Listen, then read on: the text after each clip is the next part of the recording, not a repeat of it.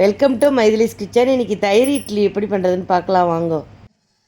தயிர் இட்லி பண்ணலாம். இப்போ எப்படி பண்ணுறதுன்னு பார்க்கலாம் வாங்க. அதுக்கான பொருட்களாக இருக்குது, வாங்க பார்க்கலாம். இட்லி 4 கட் பண்ணி வச்சுருக்கேன். முந்திரி பருப்பு வச்சுருக்கேன். கடுகு 1/2 டீஸ்பூன் கடுகு வச்சுருக்கேன். உளுத்தம்பருப்பு கடலைப்பருப்பு 2 சேர்த்து 1 டீஸ்பூன் வச்சுருக்கேன். பெருங்காயப்பொடி வச்சுருக்கேன். தயிர் 1 கப்பு வச்சுருக்கேன். உப்பு தேவையான அளவு, கொத்தமல்லி, கருவேப்பிலை, பச்சை மிளகாய் 1 வச்சுருக்கேன். இப்போ எப்படி பண்ணுறதுன்னு பார்க்கலாம் வாங்க. இப்போ அடுப்பு பற்ற வச்சு இலுப்பச்சட்டி வச்சுருக்கேன். தாளிக்கிறத பார்க்கலாம் நம்ம. இப்போ எண்ணெய் ஊற்றுறேன். 2 ஸ்பூன் எண்ணெய் ஊற்றுறேன். ஏன்னா நல்லா காயட்டும். ரொம்ப ஈஸியாக இருக்கும். இதை இட்லி மீந்தால் கவலையப்பட வேண்டாம். இது நல்லா ஈஸியாக இருக்கும். இதை பாருங்கள், இந்த இட்லி இதில் போட்டுக்கிறேன். எண்ணெய் காயட்டும்.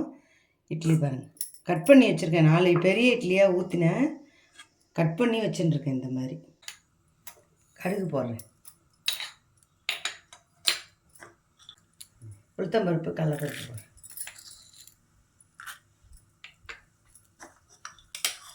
இதிலே இந்த முந்திரி பருப்பும் போடுறேன்.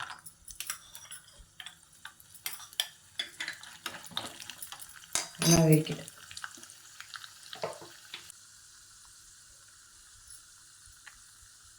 இது பாருங்கள், அந்த பெருங்காய பிடிக்கணும்.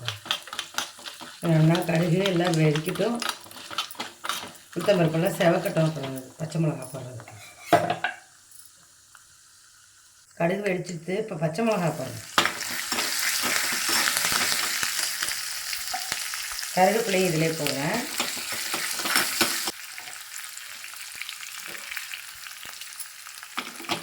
இந்த இட்லியில் இதை போட்டுக்கலாம். கொஞ்சமாக இந்த தயிருக்கு மட்டும் உப்பு போடணும். நம்ம இட்லியில் உப்பு இருக்கும், அதனால் தயிருக்கு மட்டும் உப்பு.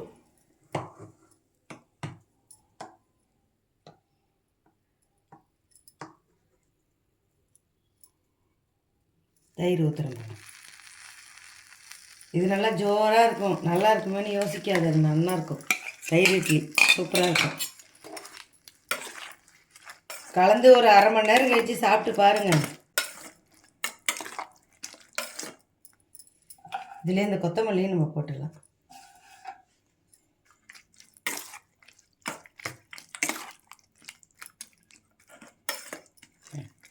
தயிர் இட்லி ரெடி. இதை பாருங்கள்.